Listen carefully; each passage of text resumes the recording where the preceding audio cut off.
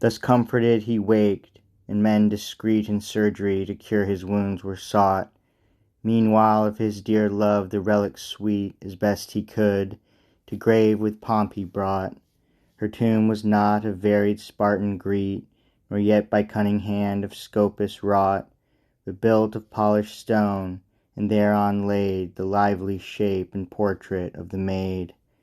With sacred burning lamps in order long and mournful pomp, the corpse was brought to ground. Her arms upon a leafless pine were hung, the hearse was cypress, arms with laurel crowned. Next day the prince, whose love and courage strong, drew forth his limbs, weak, feeble, and unsound, to visit went, with care and reverence meet, the buried ashes of his mistress sweet.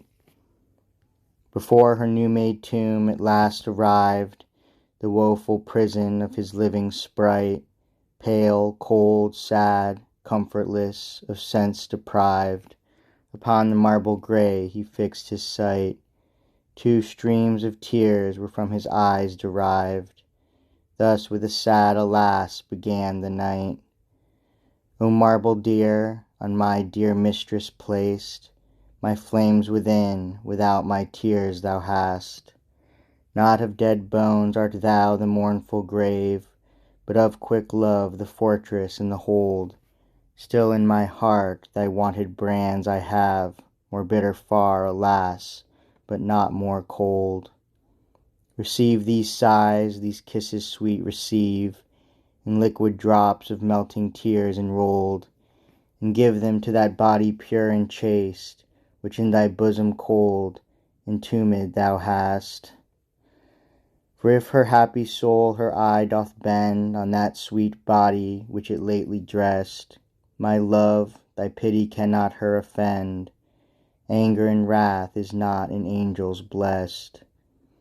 She pardon will the trespass of her friend, that hope relieves me with these griefs oppressed. This hand she knows hath only sinned, not I, who living loved her, and for love now die.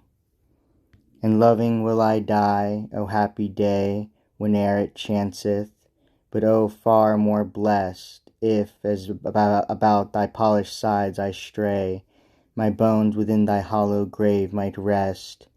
Together should in heaven our spirits stay, together should our bodies lie in chest. So happy death should join what life doth sever. O death, O life, sweet both blessed ever. Meanwhile the news in that besieged town of this mishap was whispered here and there. Forthwith it spread, and for too true was known.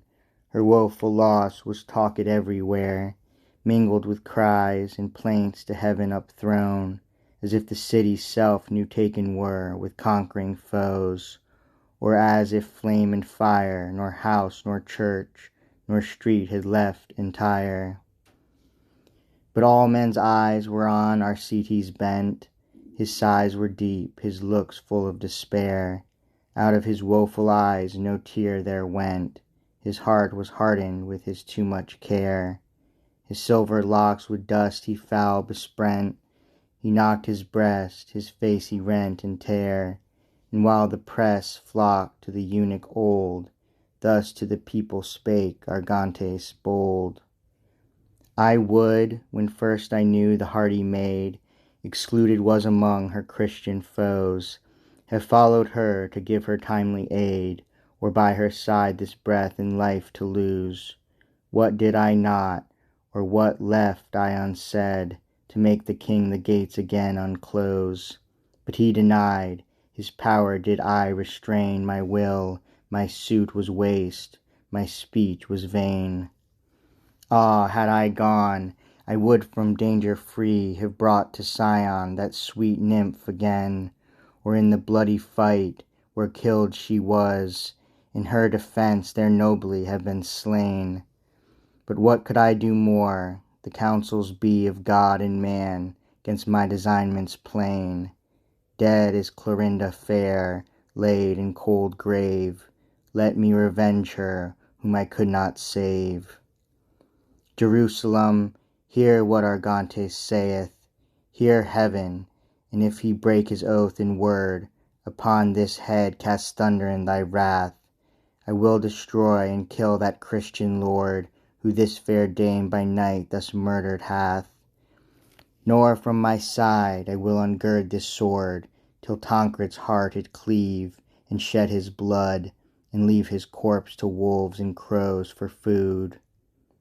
This said, the people with a joyful shout applaud his speeches and his words approve, and calm their grief and hope the boaster stout would kill the prince who late had slain his love.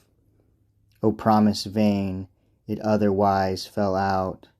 Men purpose, but high gods dispose above, for underneath his sword this boaster died, whom thus he scorned and threatened in his pride.